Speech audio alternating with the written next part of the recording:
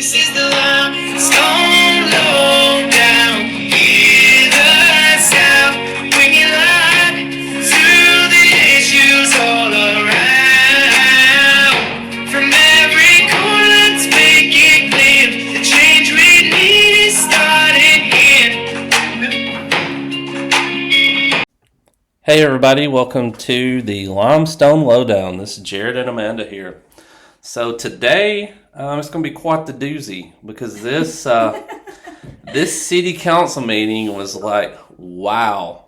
You know, it was the most explosive and the most that's happened. So it might even be a two-parter or three-parter. I don't know. I guess it depends on how long-winded we get on it. We know everybody is like probably either driving in the car or just, working on something around the house or whatever else. So we're trying to keep these to less than 30 minutes. So if we start seeing that our time is getting up to that, then we'll probably split that into two. But this was our third city council meeting, and we have definitely created quite the ruckus. Little old us? Come on now. We've got quite a following of people. We've had people at this point reach out to us on Facebook asking if we are those people that have spoke at city council in support of everything that we're doing. We've had people that have been like, are y'all the people that have been on the news? And we're like, yep. And so we've had a lot of, at this point,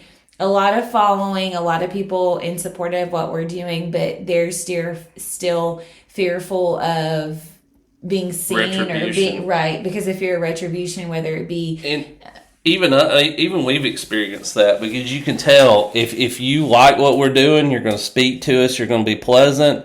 But if you don't, you can tell everybody that's associated with the other side, simply we walk in there, they will stare, they will look, they will talk amongst themselves, they will turn their backs. It's very, they tell on themselves. Yeah. And it's funny how we found out actually more people to start investigating, looking up, questioning how do they fit in this because of how they acted. And if they wouldn't have acted that way, we would have had no idea who they were or anything. And you'll hear us say a lot over these episodes that honestly, had the mayor not been so, I don't even know the word to use. What's a word to use? Haughty? Maybe haughty's a good one. Whenever I called and asked about the concern and within our community, if he hadn't have been so arrogant about it, demeaning, off-putting for what you're trying to say, I don't even know that I would have even taken this any further. But it was just so rude, distasteful. That's a good one, distasteful. So up until this point, we've been to 2 city council meetings. We've talked with 31 and 48. Mm-hmm. We've got Dale Strong requested to meet us in person. So we got to spend an afternoon with him. And, that was when I expressed to him, hey, we've got this following of people. What can we do? And he's like, go live. And I'm like, ooh, I'm not doing that. But here we are. We've progressed that far. I've gotten, I guess, more confident in what we're telling, I guess. More confident in what we thought versus what we know. Right. And right. when Amanda was told that she needed to do some soul searching, and that's where this whole thing started, the soul searching comment.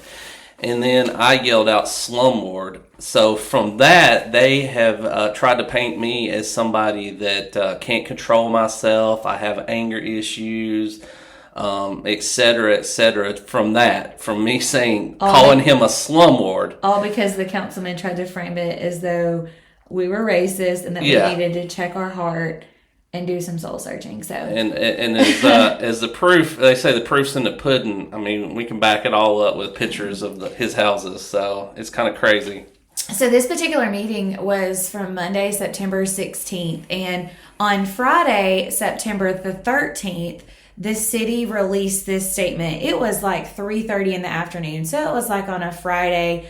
Right before the end of the business day, and then they knew what they were doing. Right, it was all planned. So, and then Monday was the city council meeting, and this was the day that they cut off comments to the city Facebook page.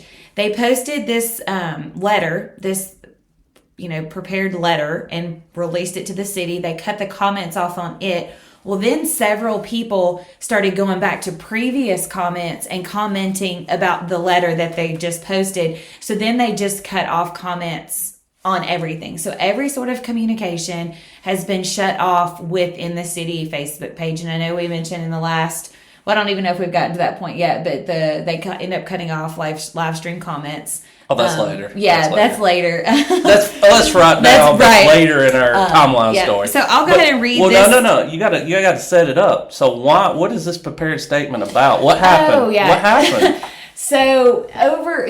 Because of the holiday, because of the Labor Day holiday, there was like 3 weeks in between the last city council meeting and this one. And then obviously the last one, the very first one that we ever went to, questioning the councilman and his family members having a multitude of properties, dilapidated properties, that these Haitian migrants filled, and that the irony that they get off the buses and they know exactly where to go, utilities are already cut on, it just left a lot of questions. And for him to have such a response by saying that we needed to check our heart and do some soul searching, and we're like, there's got to be something there. We've struck a nerve. And then the second city council meeting, they said that they were no longer going to engage with us, and they were going to give us our time back and allow us to talk more. They didn't want to take that time away from us, which is crap as far as I'm concerned. So we were like, what else is going on? Like, they are covering for something. We have struck a nerve. And there was a group of us, and we just kind of sat around, and Jared and I one night were like, okay, he is doing this through all of these LLCs. We had looked his properties up, again, with public knowledge on the Limestone Revenue website. We looked up several of his addresses. They all fell under different LLCs. So then we went from there and we looked up the state business licenses. And, then we searched his name, like, oh my gosh, he has like 7 or 8 different LLCs. This is crazy. And then we looked at some of the other, I guess, questionable people within the city. And we noticed that city business licenses look different. We're like, does he even have a city business license? Oh, we think we can do that as a public records request. And we didn't know that this was going to be a whole big issue. And lo and behold, Mr. Chris Seibert and none of his LLCs had any business license. City business license. City business license ever. As in they never existed. As in he never had them. So the city puts out this garbage statement that Amanda's about to read to cover for him.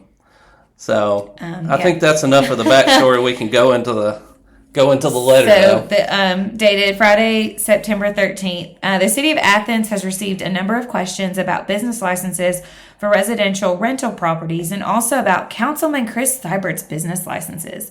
The city's ordinances require anyone who does business in the city needs to have a city business license.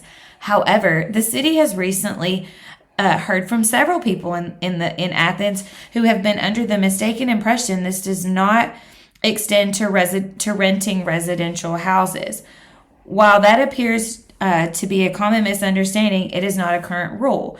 The city wants to make sure everyone is aware that the current rule, a person needs to have a city business license for renting residential real property in the city. Section 18-301 of the city code defines a, quote, business as including the lease or rental of residential or non-residential real estate. There only has one residential rental property, has more than one residential rental property, then he or she does not have to pay a business license fee. But if a person if you have one, you do not have to pay a business license fee. But if you have more than one residential rental property in the city, then he or she needs to have a city business license. Anyone renting more than one residential property in Athens should come to City Hall and begin the process of getting a business license. Business owners should not fear coming into City Hall to get a license, even if they have never had one. If business owners want to get their license situation corrected, then the city officials will work with them to help them get in compliance. Councilman Chris Seibert is an example. Mr. Seibert is an owner of some LLCs that has residential rental properties in Athens, but did not have business licenses in place for them. Several months ago, the city clerk's office saw this and notified Mr. Seibert those LLCs needed a business license. Mr. Seibert reported that he was unaware he needed them, but that he would get them and pay for any current and past years. Mr. Seibert has now completed the process of obtaining those business licenses for those LLCs, paying all the license fees and for all current and past years. Any person renting residential real property in the city with additional questions about business licenses should contact the city clerk's office at Athens, Alabama City Hall, 256-233-8270. Copies of the city business license ordinance can be found online at and with the link. And again, when this was posted, they cut off comments. People started commenting on other stuff about the craziness that you didn't have to have, that they allowed him just to sweep this under the rug. I mean, we heard from people on Facebook that they were like, one guy said that he had several rental properties and he let someone live in there. One of them was completely rent free. And then another guy told us that one of them was like a discounted rate because like a family member was sick and they couldn't afford it. And when he took his stuff to go renew his business license, supposedly the city even questioned him, basically accused him of lying. It was like the Spanish Inquisition is what he said. Right. And then another guy told us that, and he even explained it to them, and they didn't believe that. He had you're talking about the at-home computer repair business? That's what I was going into next. Okay. Go ahead. No, that was, the guy had a at-home computer repair business, kind of like on the side, nothing, no brick and mortar store or anything else like that. They found out about it and they threw fine after fine at him and made him pay this. It sounds like more than Chris Seibert ever paid. Right. So that was what led, that was on the Friday before the city council meeting. So we go to this city council meeting and Chris Seibert's accountant, Chris Anderson, was there. His dad was there, who was a former county commissioner. His stepmom, his wife, his cousins, his brothers. They brought out everybody. We knew exactly how this was going to go because it's like he got caught. And even within the statement, it says they found out months ago. It don't take months to do this. It's amazing how when he gets directly called out about it, then something's done about it. It's kind of like what I've said. The city don't do anything unless called out about it. And this is kind of the same situation. 2 months ago, it don't take that long to get this stuff straight. It should have already been fixed, but it wasn't. Except it does take that long, if that in fact was true, which we don't know. I don't believe anything that's put in writing by them. But it takes 12 years. I mean, he's been a sitting city councilman for 12 years, and he's had these rental properties and these LLCs. You know, he had at least 2 LLCs when he took office in 2012, and then we started looking, and he did create some more along the way. But he's had to do a lot of catch-up. So, I mean, that makes sense. But the fact that they just wanted to sweep it under the rug and act as though that there's tons of people that's not in compliance. And, you know, there's these, I mean, it literally says up to a fine of $50 a day. And it's not just per LLC, it's per property, because then your property is not properly licensed. And he has, you know, I even got up when I spoke and I did the math, and it was like, or Jared did the math. And it was just crazy the amount that, you know, where he wasn't following the ordinances there. So back to kind of how the city council got started. So with the city council, so one of the things, the way that it kind of works is, you know, they go through like the agenda items, they talk about it, and then and then they break for the business meeting, and then they come back to the regular meeting. One of the parts that you get for public comments is for agenda items only. And so at this point, we just kind of learn to just get up there every opportunity we get just to annoy them, because you can clearly see how uncomfortable they get. And so after discovering that he did not have any city business licenses, and there were 2 news outlets that did a story on the business licenses, and one of them actually found an LLC that I had never heard of, and it ended up looking like it was for almost like government contracts. I still don't know a whole lot about it, but because it looked like it was like a consulting type thing. And one of our thoughts was like, maybe he's doing, because it's basically a subcontractor doing work for prime contractors. And I was like, well, maybe he's one of the subs to helping bringing all this business here. I mean, Athens has flourished, and we're like the number one growing county and city the last several years. This would make perfect sense with if we were receiving any, COVID funding or money for Buc-ee's or whatever else. But there had to be something as far as money and a kickback or something.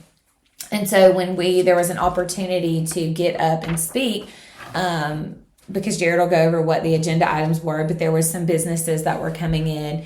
I just got up and made a comment and was like, we just need to make sure that all of the businesses that we are doing business with that they all have business licenses. And that's when almost seemed like all hell broke loose. You said not only that we need to see if they have business license, but you said you made a comment about all the tax abatement, and that's the first time that we really started paying attention to all the tax abatement. Was it necessary? Yeah, and that's what you said. Hey, is this necessary? This is a desirable area. So you said the business license and ask about the tax abatement. Yeah. And then with that, up bolted Mr. Chris Anderson. Yeah. Chris Seibert's personal friend and accountant. Doing that. Are we going to do that now, or I thought we were going to do that later? I thought we were going to talk about the city council meeting now. Yeah, we'll just go ahead and do that now. So right after you didn't even get back to your seat.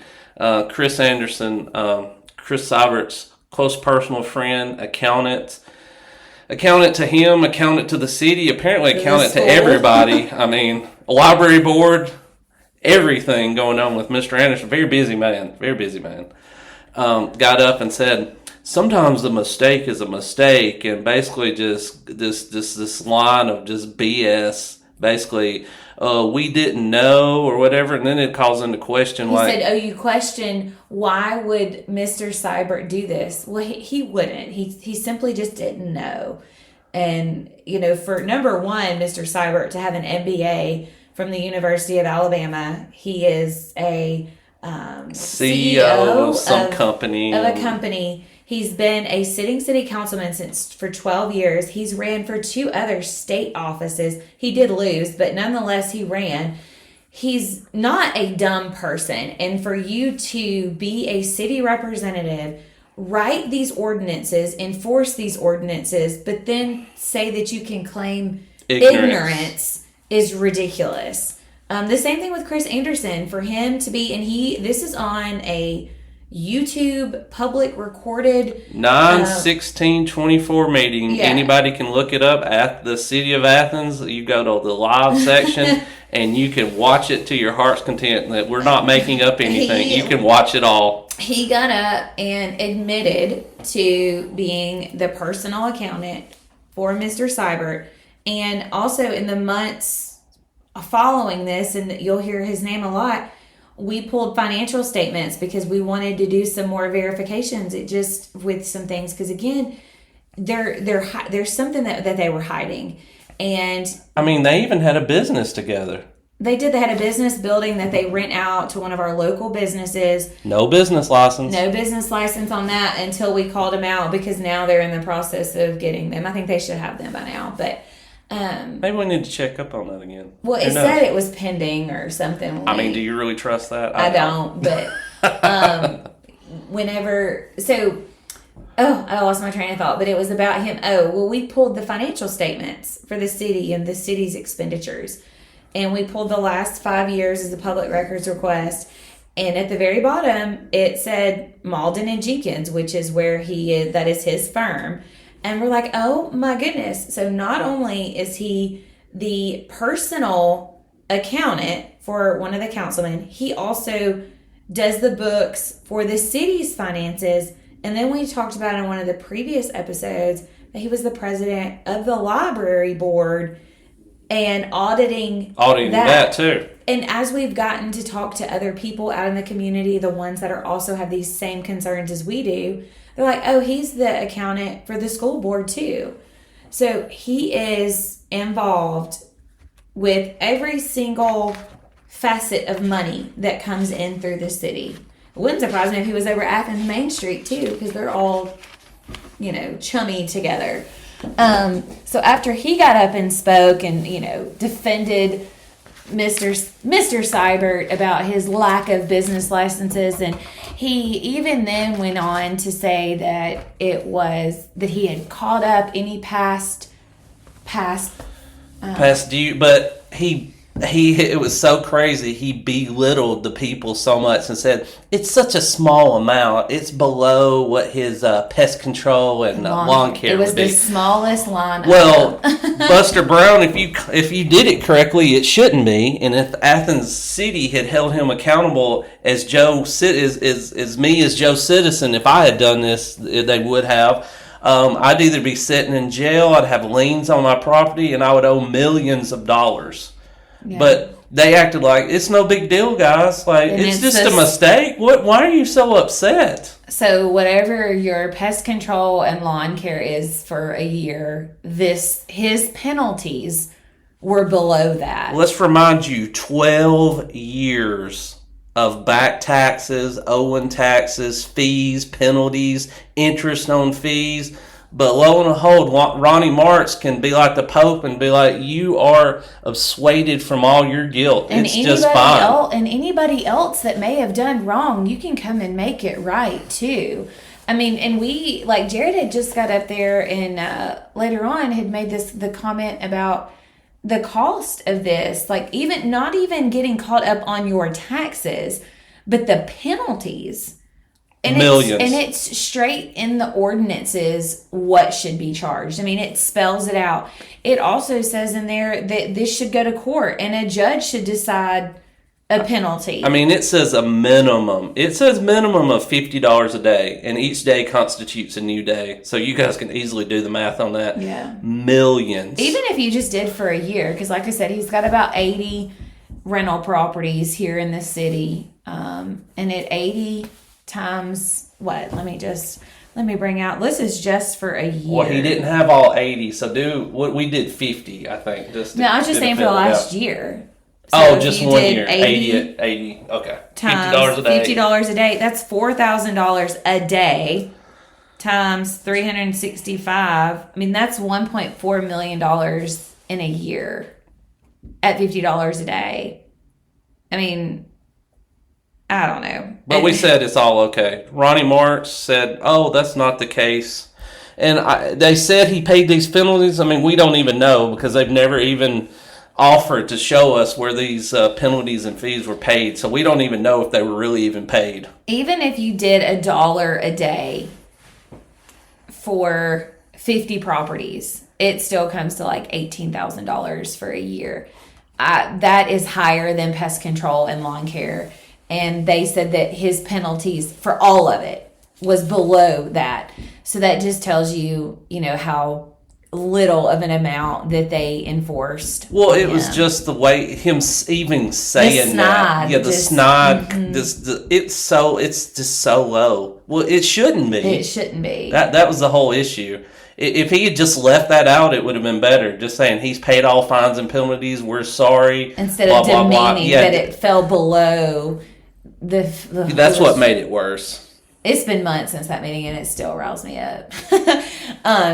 His dad also got up there and spoke on behalf of Chris. He's such a good man. And how great of a man, yeah. But the funny thing was at the end, he said, was that good, Chris? So his dad had Chris had coached him up. And on what to say. It was laughable. And he's not even a city resident. Yeah, he shouldn't have even been allowed to speak. Yeah, they've made that very clear because you have to get up and you have to say your name and address. And we don't really like that because, you just don't know if people are going to show up at your house. Exactly. Or whatever. And so you have to say where you live. And I think they've even said you have to be a city resident to speak at the city council. Unless it's something special. And so his dad, which I know he was a former county commissioner, but for them to know that was his dad, knowing that he's going to get up and speak on behalf of Not him. only that, but his dad was talking to the mayor and said, it's great to see all this stuff come to fruition that we started and all this stuff. And it's like, so did all this stuff start with you? Did this Right. Is Daddy Cyber the original? the OG, where all this malfeasance got started? I mean, I don't know. I mean, we don't know. He was the county commissioner before. He was also on the economic board. And after he left being a county commissioner, he then went to the economic development board. I mean, he's And done then- very well for himself to just be a School- special ed school teacher and and a coach. He's ended up smelling like roses. At the end of the Another day. thing with his dad, when his dad was on the county commissioner or when he was on the economic development board, that he wanted to pay money for Chris Anderson's firm, correct. to do an audit, and two of the county commissioners were like, We can did get that this for free from the state, so state. why would we do this? Why would we pay a firm within the city when the state already does that? And I think that it was a split vote or something. They ended up doing it. It ended up winning. So again, that's another tie into. So what is that? The county commission. Now we're not saying Chris Anderson is doing all this himself, but his firm we're just saying that is like, doing the county his- commission, the city council, the city of Athens, the school board, the library, God knows what else. and then that's just the stuff that we found out. I'm sure there's tons more, and that was when it was still CDPA, wasn't it? When I think so, before it switched over. Yeah. So yeah, it snowballs. And Well, the smell test, Yeah, the look test, whatever you want to call it, it's just too many coincidences, too many people knowing each other. There's just is that there's no degrees of separation, and there's definitely not 7 degrees of separation. And they do not like they're being called out. That's one of the reasons why they've, cut off the comments on the Facebook page. They are very arrogant and snide in their responses, and demeaning is almost like gaslighting the people so that they forget, and they make us look like we're the crazy ones for even asking questions, or that we're wrong for asking questions. If we're wrong, we'll accept that, but you have to give us something. I mean, we're gonna, as we've said several times, we're not gonna stop. We're gonna keep coming, and you're gonna give us something. I mean, and the questions that we ask are very basic. Like, it all goes back to when this started. It was like, why Athens? Why Athens?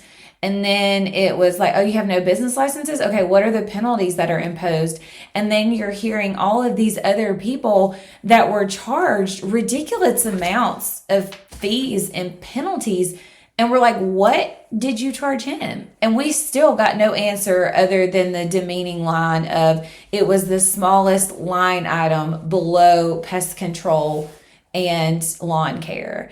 And if I'm not mistaken, should not an elected a position, you sign up for that. That means that you're, I don't want to say on a pedestal. No, it's like but you're a pastor. You're like higher than You're- Joe Citizen. So if anything happens, not only do you get more praise, but you also should get more scorn for doing something. And at the end, which I loved, where this was the best, because whenever Jared got up and spoke, he even looked at Chris Seibert and was like, you haven't even apologized for your wrongdoings.